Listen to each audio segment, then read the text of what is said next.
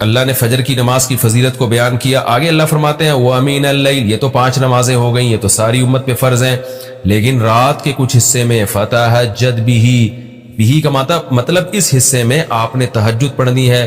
نافلۃ لک، اے محمد صلی اللہ علیہ وسلم، یہ آپ کے لیے اضافہ ہے. کیا مطلب؟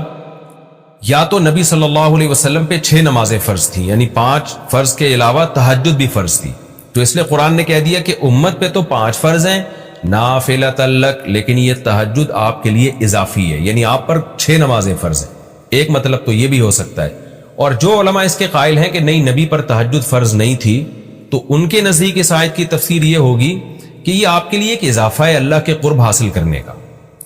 یعنی 5 نمازیں تو پڑھنی ہی پڑھنی ہے، لیکن آپ اللہ کے قرب کے لیے ایک اضافی چیز بھی آپ کو دی جا رہی ہے تاکہ آپ کے درجات اور زیادہ بلند ہو. تو ایسی صورت میں یہ صرف نبی کے ساتھ خاص نہیں ہے، کیونکہ خطاب نبی سے چل رہا ہے، اس لیے اللہ نے کہہ دیا آپ کے لیے اضافہ، ورنہ حقیقت میں پوری امت کے لیے یہ اضافہ ہے. آگے اللہ فرماتے ہیں عسیٰ ان یبعثک ربک، امید ہے کہ آپ کو آپ کا رب پہنچا دے مقام محمود تک. یہ مقام محمود کیا ہے؟ شفاعت کبریٰ، یعنی تمام پیغمبر نبی کے پاس آئیں گے کہ آپ سفارش سے آغاز کریں، یعنی سفارش کا آغاز آپ سے ہوگا، پھر آپ صلی اللہ علیہ وسلم سفارش کریں گے. تو یہ ایک سب سے اونچا مقام ہے جو اللہ قیامت کے دن رسول اللہ صلی اللہ علیہ وسلم کو دے گا، اور جس سے آپ کی تمام پیغمبروں پر فضیلت ثابت ہو جائے گی کہ جب تک آپ کی طرف سے شفاعت کی ابتدا نہیں ہوگی کوئی اور پیغمبر سفارش نہیں کریں گے. تو اللہ نبی صلی اللہ علیہ وسلم کو تسلیاں دے رہا ہے کہ یہ مشرکین کا جو آپ پہ اوپر بے پناہ دباؤ ہے، جبر ہے، آپ اس میں تسلی رکھیے، آپ نماز قائم کریں اور تہجد کی پابندی کریں، اللہ نے آپ کو بہت بڑا آگے چل کے مقام دینا ہے. تو چونکہ نبی صلی اللہ علیہ وسلم بھی بشر تھے نا، مشرکین کے دباؤ کی وجہ سے آپ بھی ایک پریشانی میں آتے تھے، تو اس لیے اللہ آپ کو ثابت قدم رکھنے کے لیے آپ صلی اللہ علیہ وسلم کو یہ خوشخبریاں سنا رہا ہے کہ آپ نے اپنا اس عمل کو فوکس کرنا ہے، نماز اور تہجد کو، تاکہ آپ کا اللہ سے قرب رہے. اور اللہ آپ کو خوشخبری دے رہا ہے کہ امید ہے آپ کا رب آپ کو بہت بڑے مقام تک پہنچا دے. رہا مسئلہ مشرکین کی دھمکیوں کا کہ یہ پوری کوشش کر رہے کہ آپ کو مکہ سے نکال دیں، تو ہم نے تو بتا دیا کہ یہ خود بھی نہیں پنپ پائیں گے، لیکن آپ نے اللہ سے کیا دعا مانگنی ہے؟ وَقُلْ رَبِّ، کہہ دیجئے اے میرے رب، ادخلنی مدخل صدق، مجھے مکہ میں داخل کیجئے مرغوب داخلہ، اچھا داخلہ، اور مجھے مکہ سے نکالیے بھی اچھے طریقے سے، یعنی اچھا نکلنا ہو میرا، ایسا نکلنا جس کے نتائج اچھے ہوں. اس میں اشارہ ہے کہ آپ صلی اللہ علیہ وسلم کو مکہ سے نکالنے پر مجبور کیا جائے گا، اور ایک وقت آئے گا کہ آپ مکہ سے نکلیں گے. تو اللہ اپنے حبیب صلی اللہ علیہ وسلم کو پہلے سے دعا سکھا رہے ہیں کہ آپ اللہ سے دعا مانگے، اللہ جب میں نکلوں تو میرا داخلہ بھی اچھے طریقے سے ہو اور میرا نکلنا بھی اچھے طریقے سے ہو، یعنی پسندیدہ نکلنا ہو. سوال پیدا ہوتا ہے نکلنے کا عمل تو پہلے ہے اور مکہ میں داخلے کا عمل بعد میں، تو نکلنے کا تذکرہ پہلے ہونا چاہیے کہ اللہ مکہ سے مجھے اچھی طریقے سے نکال، اور مکہ میں مجھے داخل بھی اچھے طریقے سے کرنا. تو داخلے کا تذکرہ پہلے کیوں؟ تو اس میں بلاغت کا ایک نقطہ ہے کہ پیغمبر کا بنیادی مقصد وہ ہدف ہے جو پیغمبر دنیا میں لے کے آئے ہیں، تو اس کی آغاز تو مکہ سے کرنا ہے جس میں آپ کو بھیجا گیا، جو ابراہیم علیہ السلام کا شہر ہے، جہاں بیت اللہ ہے، اسلام کا مرکز تو اس جگہ سے بننا ہے. تو اس جگہ سے اگر نکالنا ہی مقصد ہے تو یہ جگہ تو رہ گئی نا پھر جو ابراہیم علیہ السلام کا مرکز اور ابراہیم علیہ السلام کی دعائیں تھی. تو اس لیے اصل مقصد تو یہ کہ مکہ میں داخل میں اچھے طریقے سے ہوں، جو پیغمبر کا مقصد تھا دنیا میں آنے کا، مکہ فتح کر کے داخل ہوں، یہاں مجھے غلبہ ملے، اور یہاں میرا جب داخلہ ہو تو ایسا داخلہ جس کو میں پسند کروں. یہ جو ابھی میں مکہ میں کہیں سفر سے جا کے واپس آتا ہوں، یہ داخلہ وہ داخلہ نہیں ہے جو میں چاہتا ہوں. تو چونکہ مکہ سے نکلنا مقصد نہیں ہے، نکالا اس لیے جا رہا ہے تاکہ داخلہ ایک طاقت کے ساتھ ہو اور اچھے طریقے سے داخلہ ہو، اس لیے اس داخلے کا تذکرہ پہلے کیا جا رہا ہے. ہاں وہ داخلہ اس وقت تک ممکن نہیں ہے جب تک مکہ سے ایک دفعہ آپ کا خروج نہ ہو، تاکہ مدینہ میں ریاست بنے اور آپ 10,000 کا لشکر لے کر فاتحانہ انداز سے مکہ میں داخل ہوں، اور جس مقصد کے لیے اللہ نے آپ کو بھیجا تھا وہ مقصد پورا ہو. تو وہ مقصد نکلے بغیر پورا ہو نہیں سکتا، اس لیے نکلنے کا تذکرہ کر دیا. ورنہ اصل مقصد تو یہ ہے کہ اللہ میں مکہ سے نکلنا نہیں چاہتا، میں مکہ میں داخلہ چاہتا ہوں.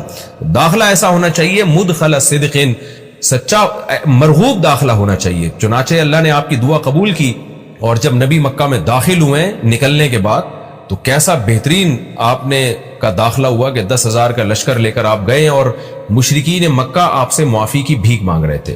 تو یہ مکی آیتیں اس وقت تو ظلم کے پہاڑ توڑے جا رہے تھے، لیکن پیغمبر سے اس طرح کی دعائیں کروائی جا رہی تھی. وَأَخْرِجْنِي مُخْرَجَ صِدْقٍ، اور اللہ مرغوب نکلنا ہو، یعنی جب میں نکلوں تو بھی میرا اچھا ٹھکانہ ہو. چنانچہ آپ کا نکلنا بھی بڑا اچھا ہوا کہ پورا مدینہ آپ کے استقبال میں کھڑا ہوا تھا. اور طلع البدر علینا من ثنیۃ الوداع، یہ جو ترانے ہیں یہ مدینہ کی بچیاں آپ کے استقبال میں پڑھ رہی تھی. تو آپ کا نکلنا بھی اچھا ہوا، یعنی مدینہ میں داخلہ جو مکہ سے نکل کے، اور پھر جو مکہ میں آنا وہ تو اس سے بھی زیادہ عزت اور شان کے ساتھ ہوا. وَاجْعَلْ لِي مِن لَّدُنْكَ سُلْطَانًا نَصِيرًا، اور اللہ تو بنا دے میرے لیے اپنے پاس سے زبردست طاقت جس میں میری مدد ہو، غلبہ دے دے مجھے مشرکین پر. یہ بھی مستقبل کی دعا ہے جو ان حالات میں نبی سے منگوائی جا رہی ہے، اور اللہ نے آپ کی ساری دعاؤں کو قبول کیا. سلطان نصیر بھی دے دیا آپ کو، غلبہ بھی دے دیا مکہ پہ، ایسا غلبہ جس میں اللہ کی مدد تھی، اور وہ کمزور غلبہ نہیں تھا. طاقتور غلبے کو سلطان کہا جاتا ہے. اور مدینہ میں جانا بھی آپ کا پسندیدہ ہوا، اور مکہ میں آنا بھی آپ کا پسندیدہ ہوا. اور اے نبی آپ یہ بھی کہہ دیجئے جاء الحق، حق آ چکا ہے، وزہق الباطل، اور باطل فنا ہو چکا ہے. حالانکہ جس وقت یہ دعا منگوائی جا رہی تھی باطل فنا نہیں ہوا تھا. لیکن ماضی سے جب کسی چیز کو تعبیر کیا جاتا ہے تو یہ بتانے کے لیے گویا یہ کام ہو چکا ہے، حالانکہ ہوا نہیں، ہوگا.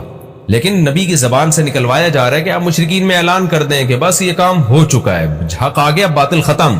اور یعنی ہوگا تو فیوچر میں، لیکن گویا ابھی ہو چکا ہے. اتنا یقینی ہے کہ میں تمہیں اس کی پہلے سے خبر دے چکا ہوں کہ باطل اب پنپنے نہیں پائے گا، کیونکہ حق اب آ چکا ہے. ان الباطل کان زہوقا، اور باطل تو ہے ہی فنا ہونے والی چیز. جب حق آتا ہے تو باطل فنا ہو جاتا ہے. نبی صلی اللہ علیہ وسلم جب مکہ مکرمہ میں داخل ہوئے نا، تو آپ بتوں کو چھڑیوں سے گراتے تھے، چھڑی سے. مکہ میں داخل ہو کے 360 بت کو ایک ایک کر کے چھڑی مارتے تھے، اور وہ بت الٹے لڑکتے تھے. تو آپ اس موقع پر یہ آیت پڑھ رہے تھے کہ جاء الحق وزہق الباطل ان الباطل کان زہوقا.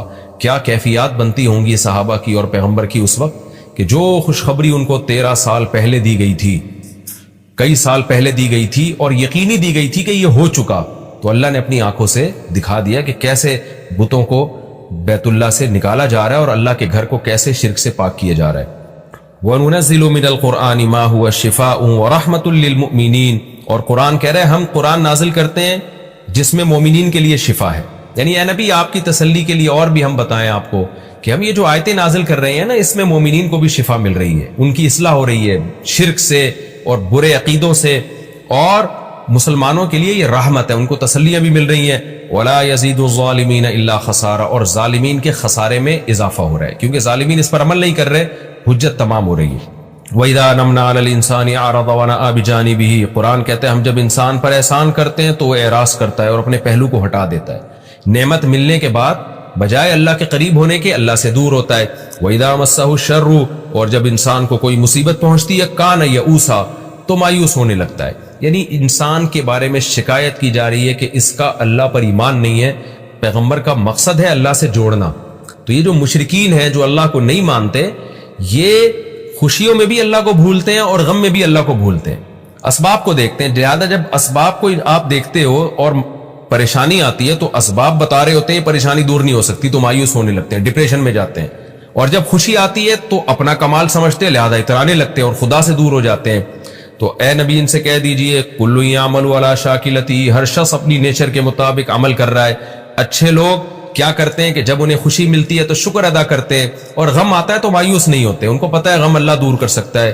فَرَبُّكُمْ أَعْلَمُ، تمہارا رب خوب جانتا ہے بِمَنْ هُوَ أَهْدَىٰ سَبِيلًا، کون ان دونوں فریقوں میں سیدھے راستے پر چل رہا ہے.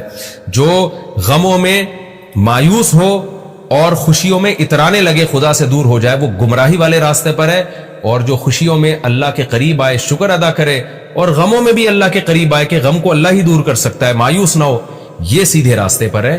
اللہ خوب جانتا ہے کون سیدھے راستے پر ہے، یعنی اس میں اللہ نے اشارہ دے دیا کہ یہ لوگ سیدھے راستے پر ہے، تو ہمیں ایسا بننا چاہیے. اظہر صاحب انڈیا سے، اگر کسی نے قسم کھائی کہ اگر بیوی غلط قدم رکھے گی تو اس گھر میں نہیں رہنے دوں گا، اور بعد میں بیوی پکڑی گئی، سبحان اللہ، تو رہنمائی فرما دیں، غلط قدم رکھے گی یا غلط اقدام کرے گی. دیکھیں یہ طلاق کے الفاظ نہیں ہیں، اب کیا اقدام تھا وہ تو آپ ہی بہتر جانتے ہیں جو پوچھنے والا ہے. لیکن اس گھر میں نہیں رہنے دوں گا، اس سے طلاق واقع نہیں ہوتی. یہ تو ایسے ہی ہے کہ آپ نے قسم اٹھا لی. ہاں یہ ضرور ہے کہ اگر وہ جس پہ آپ نے قسم کو معلق کیا ہے کہ اگر وہ یہ غلط کام کرے گی تو میں گھر میں نہیں رہنے دوں گا، قسم اٹھائی پھر بھی آپ نے رہنے دیا، تو قسم کا کفارہ ادا کر دیں. 10 غریبوں کو 2 ٹائم کا کھانا، اگر اس کی استطاعت نہ ہو تو 3 دن لگاتار روزے.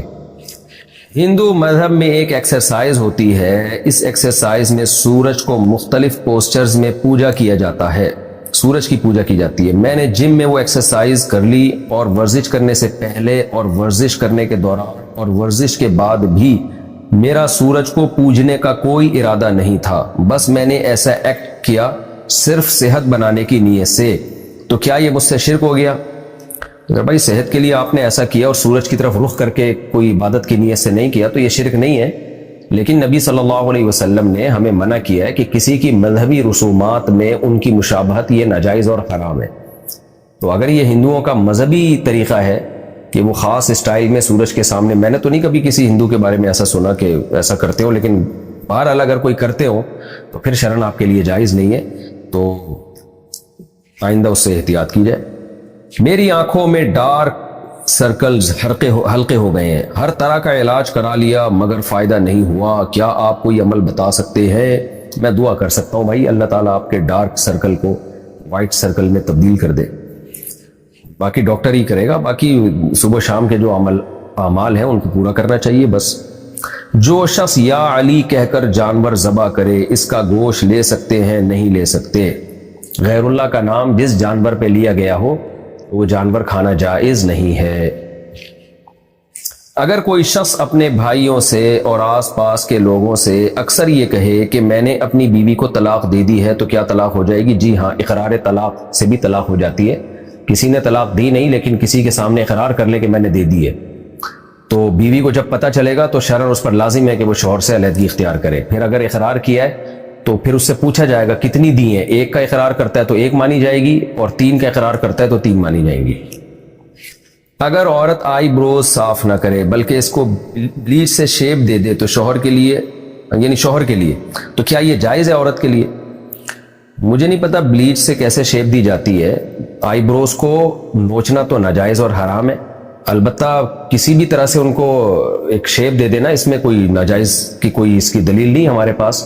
ہاں، بال نوچ کے اس کو باریک کر دینا یہ بہرحال ناجائز عمل ہے. کورٹ میرج کرنے والی لڑکی کا نکاح اس کے والدین جان بوجھ کر کہیں اور کرا رہے ہیں تو کیا یہ نکاح ہو جائے گا؟ کیا کورٹ میرج میں جج، وکیل اور گواہوں کا مسلمان ہونا ضروری ہے؟